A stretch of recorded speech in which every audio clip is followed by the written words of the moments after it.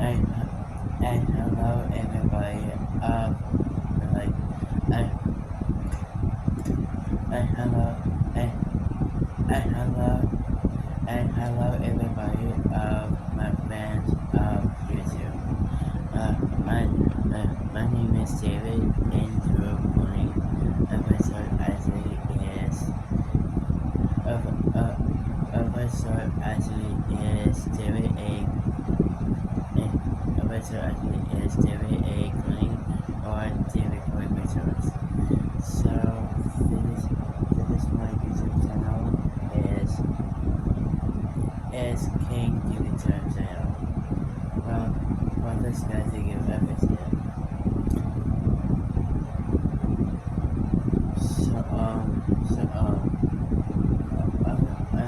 I was just I still have a bad recommendation, guys.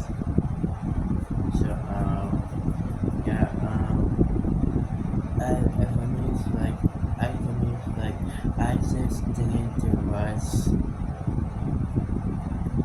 on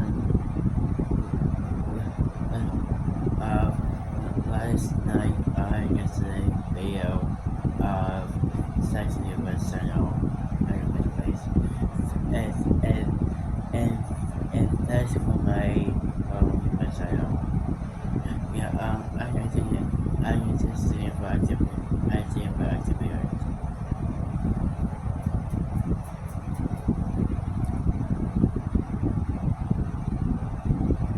So,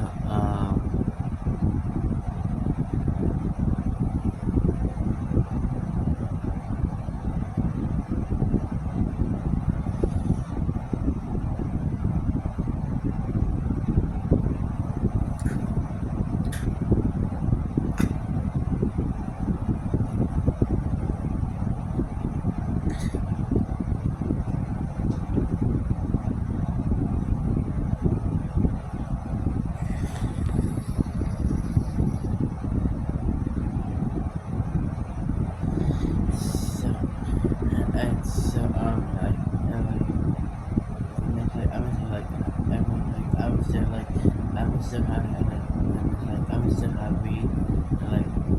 still happy for guys. Let's go to my channel. 297 discovered. Let's go to my channel. Well, this is good visit.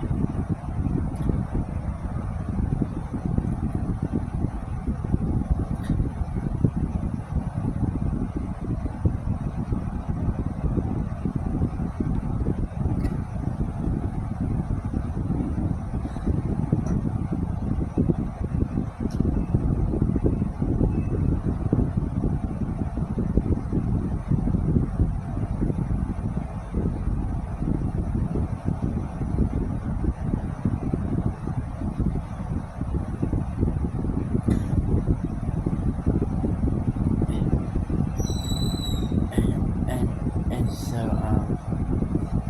let's get to the video. So yeah I'm so happy for my channel. So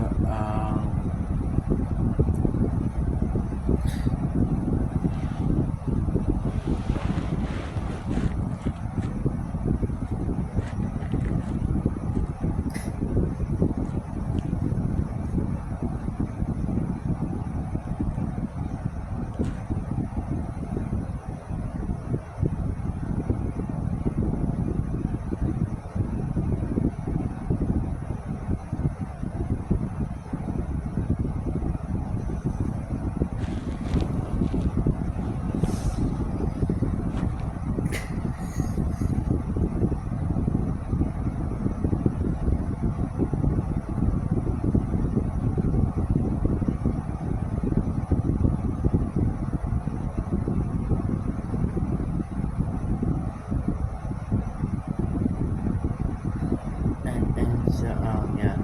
So tomorrow's this video is 200.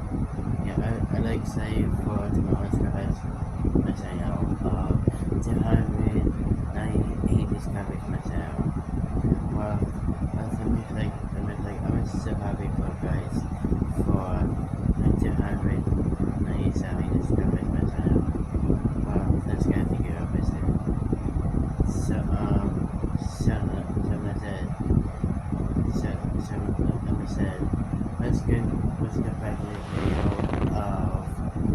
go to the video of a sexy channel of is Zouble, Zouble was the only one who would set the circus, and you were doing the Meeting Digital Circus, Blackness, and Ruthless. And every like is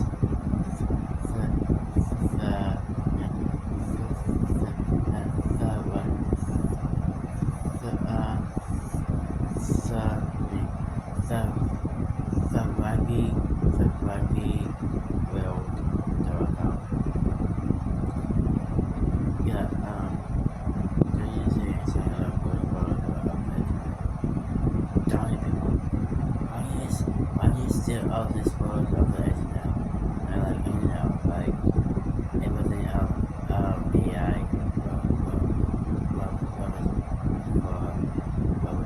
What was it?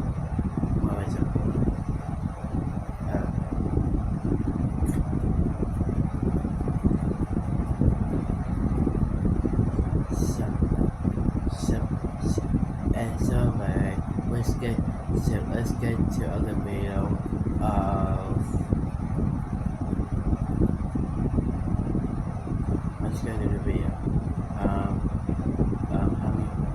How many likes my channel? Let's go here 2,000 likes to my channel. What's this guy video? I appreciate it.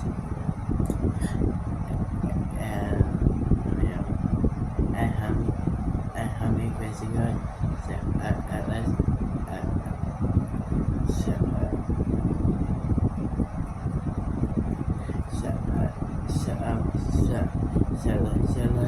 So let's do is 3,000 views YouTube.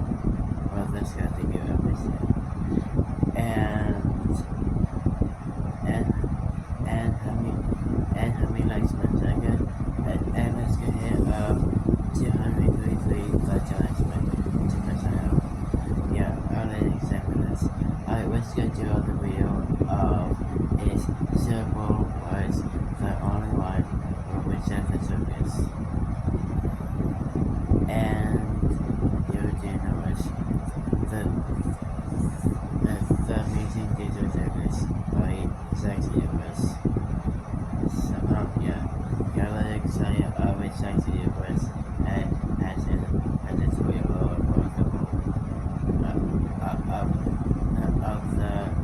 the episode.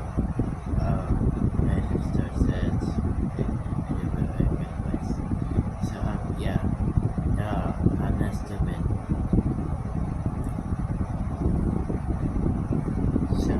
So let me say, let's get to the video.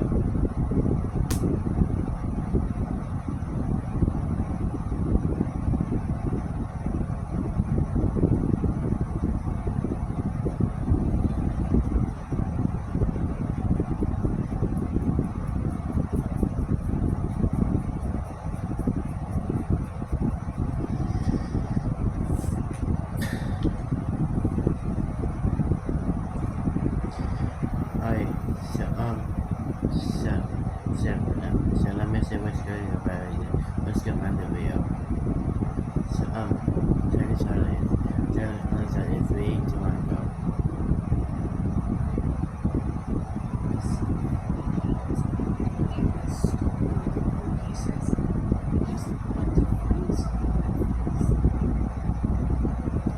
Everyone in the circus at some point breaks, whether it be due to the unique circumstances characters find themselves in, past trauma that resurges. It almost becomes a promise that eventually you, like everyone else, will crack in that digital hell, becoming yet another one in the many circuses.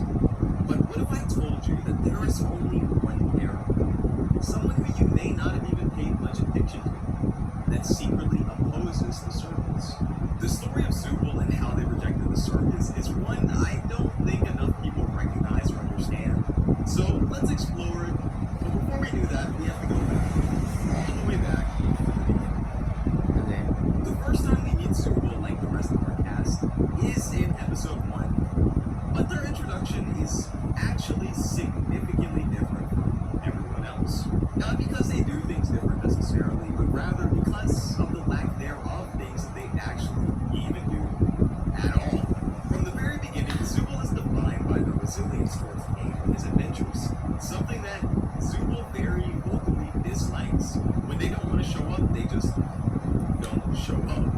Because of this, though Zouble is dragged into an adventure in episode 1 by force, we actually don't see much of them for a while. In fact, we really don't see much of them at all until episode 3, The Mystery of Orphan Man. This episode, though it isn't entirely focused on Zouble's character, makes up significantly for the lost time by giving us a deeper look into who Zouble is and why they reject the adventures so strongly outside of just not wanting to do them. In a mock therapy session created by Caine, we get the answer for Zouble's absence, and it runs a lot deeper than we could have thought. Zouble isn't necessarily rejecting the circus as much as they're rejecting themselves. The body, the one given to them when they enter the circus, to them is a burden. The removable parts, the clunkiness, the randomness, it doesn't feel like what Zouble wants. And that one is the human desire to naturally just feel good in their own skin, to feel like themselves without any caveats. I think it's very easy to see the circus as one big joke. But when you zoom in, these are real people stuck in this digital dystopia. These people wake up every day in this unfamiliarity. When you hear that with a body that doesn't match you, it makes for this intense experience. It's no wonder why Zouble rejects adventures. You don't even want to be in your own skin, let alone in some place just as foreign as the circus. But beyond that, I also feel that this reveal has a hidden layer that the story sort of tries to distract you from. But before we get to that, I want you guys to hone in on this scene right here and tell me what you think is off.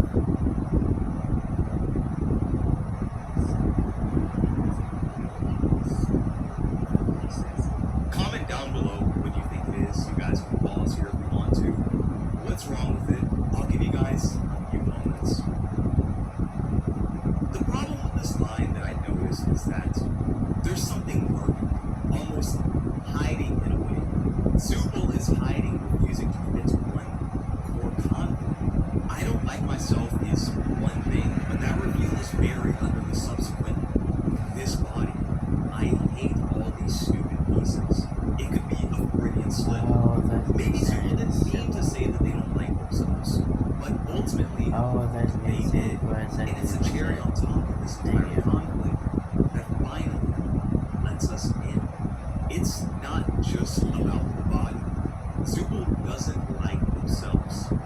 Why that is, we don't quite know, and we don't need to. That's not the point. That self-dislike, it's almost compounded by this body, which, as Zouble has already told us, doesn't feel good.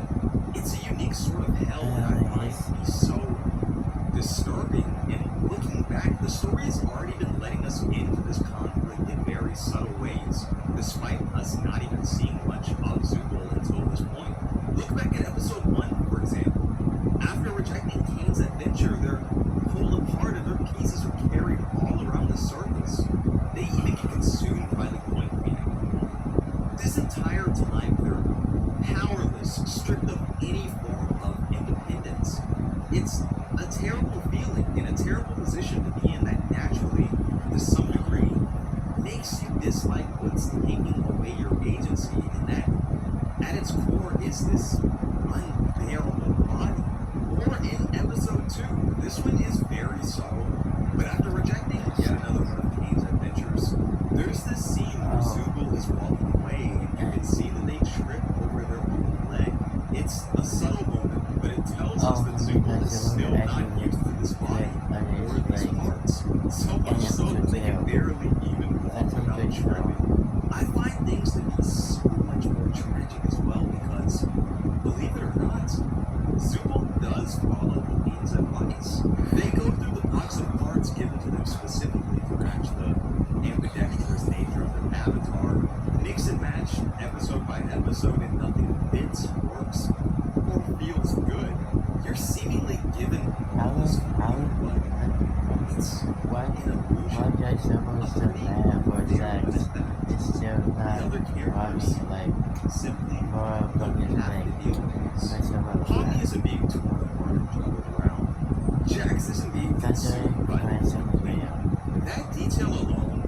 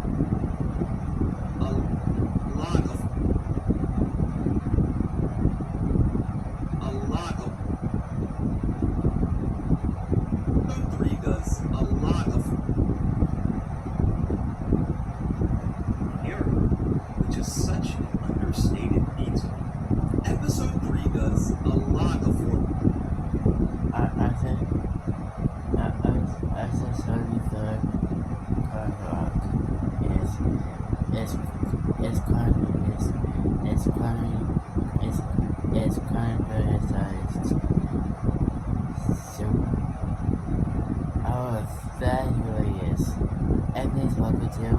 My goodness. And it's also the seamless turning point for Zouble's character. After this episode, they're sort of forced back into the narrative as Caine no longer lets them skip out. That means that whether they like it or not, they're essentially forced to partake in the chaos and in the process interact with their peers more, which we actually haven't seen much of besides the brief moments at the start and end of episodes. We see this in full swing for the first time all throughout episode 4, which is technically the first adventure that Zouble has been a part of. While some of their connections are hit or miss for the duration of the episode, such as with Jackson, arguably even Ragatha, one character in particular had a very interesting effect on Zouble that I don't think is talked about enough. That being Yangle. Episode 4 establishes a very subtle parallel between these two characters. I explained this in my Yangle video, but Yangle and Zouble inherently are different from the rest of the cast. I know I just talked about how no one can really understand Zouble because of how different they are fundamentally, but Yangle actually does, and this is the first episode where these two characters interact to really any meaningful degree. At the start of the episode, Zouble, understanding what Yangle's going through and bearing the same burden of these unfair avatar gimmicks, gives her the ability to experiment. When that fails, much like Zouble's own conflict, at the end of episode 4, we get a phenomenal conversation that says so much about these two characters and what both their arcs really look like.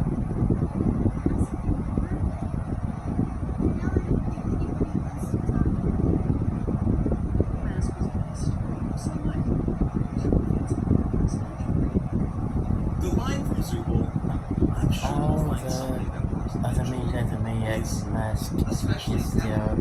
This isn't just about making Yangle find a mask that works.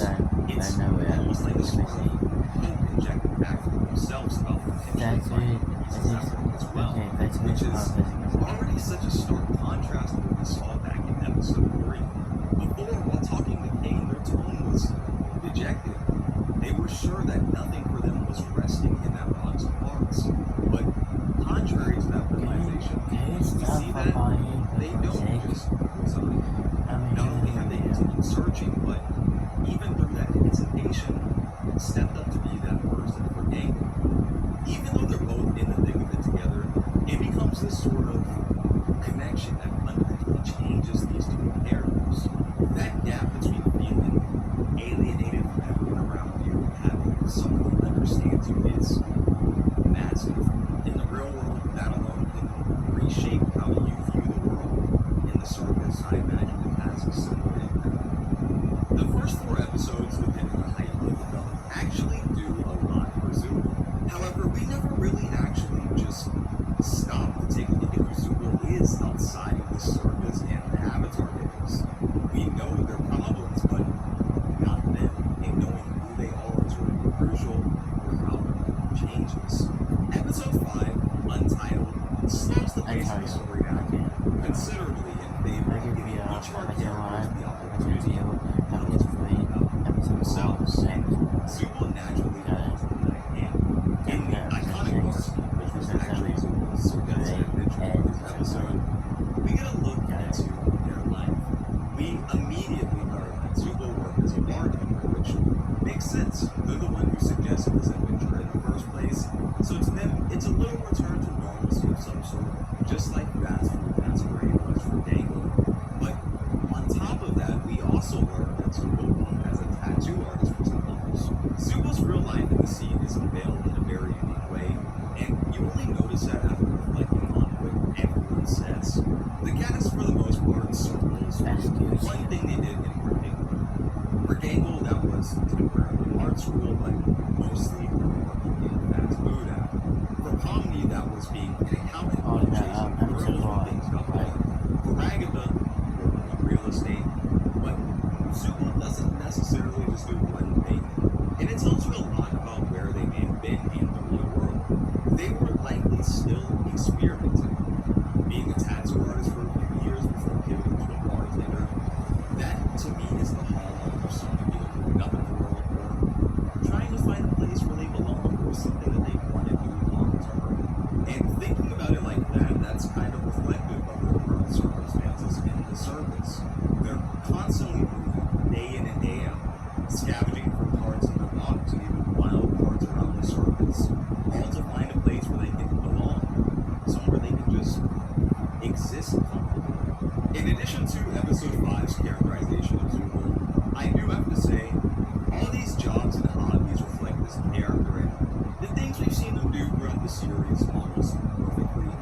Zouble's character until this point has been pretty notorious for leaning more towards that adult side of the spectrum, right? That sort of matches that bartender and tattoo artist vibe. Zouble curses the most out of the entire cast. They're also the most suggestive. There was that one episode where Zouble asked Caine if he could add sex to the circus. Now that I'm thinking about it, is that a black person in the circus who wants to do that with? I'll leave that up to you guys to discuss. Anyways, you get the idea. Untitled is a remarkable episode because it's a reset for everyone. It's a bubble outside of madness, or at least a day, and it naturally leads us into episode 6, which is the next step for Zouble's evolution as a character. Believe it or not, you guys, but Zouble's character is evolving rapidly episode by episode. The fact that they're willing to do adventures at all, such as what we see in episode 5, is the ultimate proof of that. And it's important to recognize this. Their evolution isn't explosive.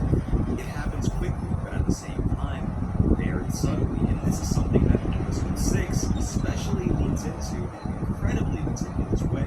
Zouble's model is notorious for changing look. There's never one episode where a combination of parts is uniform once.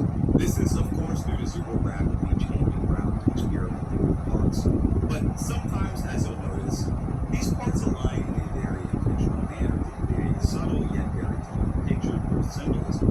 The combination of pieces used in episode 6, they all get guns, is a phenomenal example of this. Take a look at this combination here.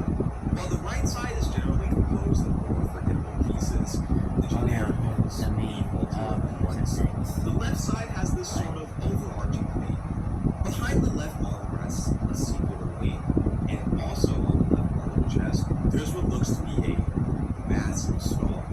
These two parts massive star. The sky, you have the wing representing a sort of bird or any flying animal, and you have this star creating this picture of something or someone soaring through the night sky, gazing up above at the stars, basking in the most ultimate form of freedom there is. That ability, that privilege to exist in this state of uninterrupted tranquility without anything in the world holding you down. This combination represents peace, growth, and a form of satisfaction. In fact, we see the symbolism behind this combination in full effect around halfway through this episode in one of, if not Zouble's most impactful moments. When asked, how are you meant to love the parts of yourself that make you so much worse than everyone else? By Anita Gangle, the answer to Zouble is clear. Gangle assumes that Zouble is so above this because of how collected they usually are, but their response proves otherwise. The only thing you can do is let those parts of yourself in. The parts that you hate, the parts that you dislike, everything that you perceive as you being worse. While Gangle and even the audience might just see this as logical, straightforward advice, this is based on lived experience that you've seen all throughout this video. Zouble made it clear early on in the series that they didn't like themselves for the situation they were in. What allowed them to be the voice of reason in the scene? What changed was that Zouble learned that the only, and I can't emphasize this enough, the only way to move forward, to get in a position where you can be happy in some way, is to even if forcefully let those parts of yourself in. The truth that Gangle, or a lot of people watching this probably don't realize, is it doesn't matter whether or not you want to let those parts of yourself in. Ultimately, when you wake up, you will still be you. When you go to sleep, you will still be you. To move forward, especially if you're stuck in a sort of quicksand that you just can't escape, that's day in and day out, compounded by your negative feelings toward yourself, is to let yourself in even if forcefully. Because realistically, what's the alternative? Hating yourself forever? Succumbing to a difficult situation or a difficult point in your life? What does that fix? Who does that help? Certainly not you. Zouble's answer maintains that truth. Even if it's unnatural, even if it comes off as alien or dystopian, sometimes you have to just let those parts of yourself in. Not because you want to, but because you have no other choice.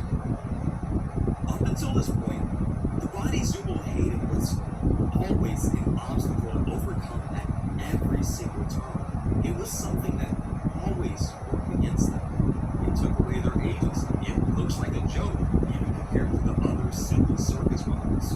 It was always something to hate, something to come. But in this episode, while facing off against Jackson Pomni, for the first ever time, Zouble utilizes this body in a different way, making use of the additional arms to double their firepower. Zouble plays into the weirdness of this model, and you know what? The very moment they did this was the very moment that they changed. It's a period of clarity, acceptance. It's when you finally stop fighting yourself, and much like the Zouble told Gangle, finally let those parts of yourself in. This moment naturally leads us into episode 7, Beach episode, where for the first time, Zouble outright says,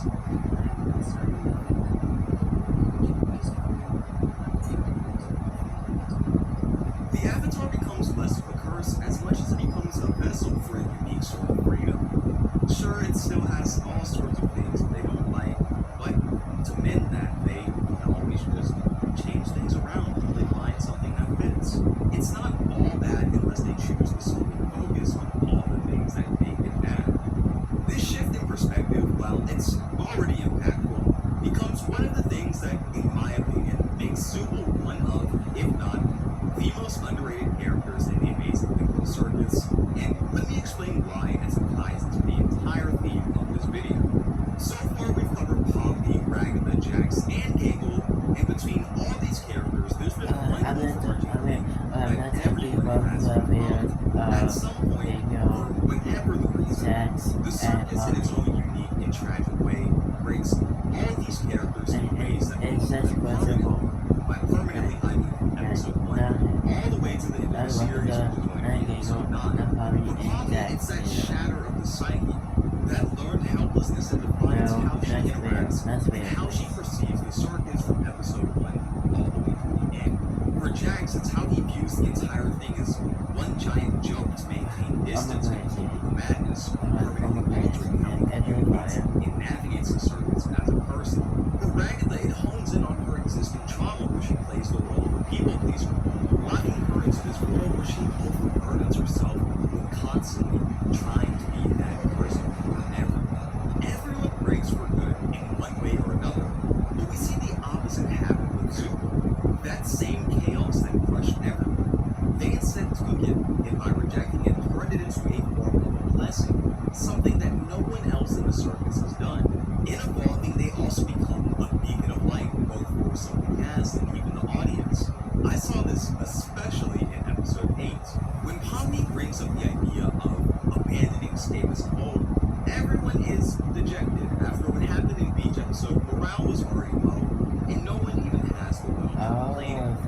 The entire start of the episode is practically dedicated to the will that Zouble still has, even through their loss. While everyone is downcast, Zouble remains very vocal about how they don't want to just give up on escape, about how they still have dreams they were trying to accomplish, goals beyond just having been a bartender and tattoo artist at one point. That flame inside them continues burning, and it continues, and it continues, even if after everyone else, it finally goes out.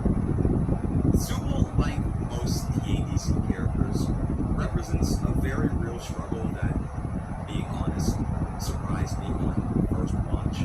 Their character is meant to reflect the struggle of someone who lives with body dysmorphia, even though we may perceive it as wacky in the context of Zouble, who's like a sort of anti-hyper creature or something. This is a real thing, and I believe the story captures the darkest side of it. The side where you feel like a prisoner in your own skin. That side where that dysmorphia makes us into a person dislike, where you feel unsatisfied being what or who you are. It's a hell of its own creation, and it's one with no simple fix, because the reality is, as Zouble told us, is to over time let those parts of yourself in, even if you hate it, because the alternative is hating yourself forever. It's a powerful story that, in some ways, kind of speaks to everyone. Everyone has felt cursed. Everyone has felt stuck. Everyone has at some point hated themselves. But the only way out of the hole is to one, stop digging. When you find yourself in a hole, what it was to keep, what is to keep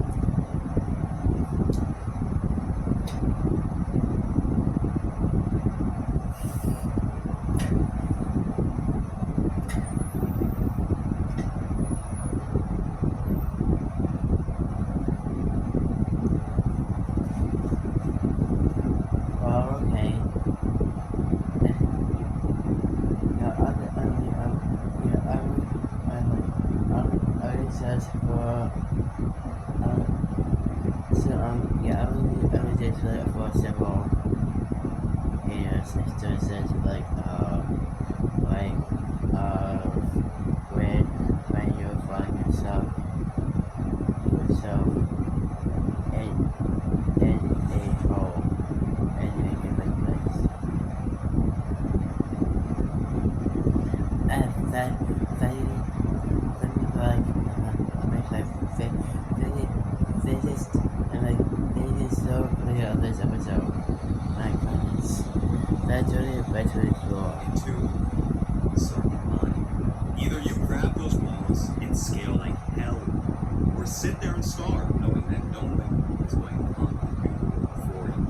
Ultimately, you need to be the one to save yourself and become the best version of you. That's what I hope you guys take away from this video. With all that said, thank you guys so much for watching. It's been Jax. If you enjoyed at any points, please be sure to like and subscribe.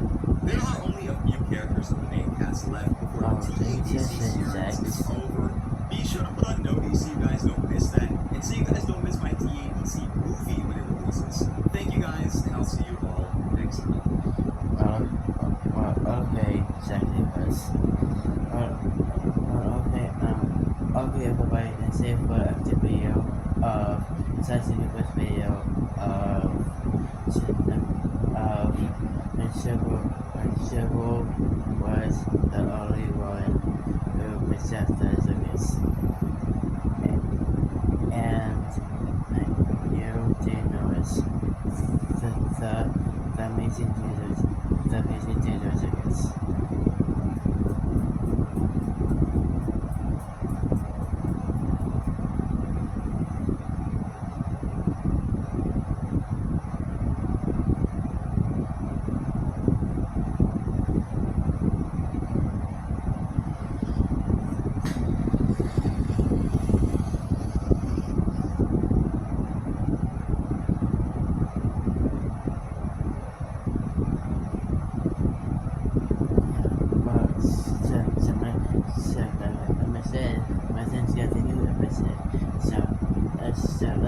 Let's go to the big reviews of 2026 video, and also let's go to just make the like button, subscribe, and notification volunteers and several videos. Let's go to as you guys in this video of sex. And the next video is this. In the next episode is the most disturbing the amazing details in this sexy was. Why do you still keep seeing that for the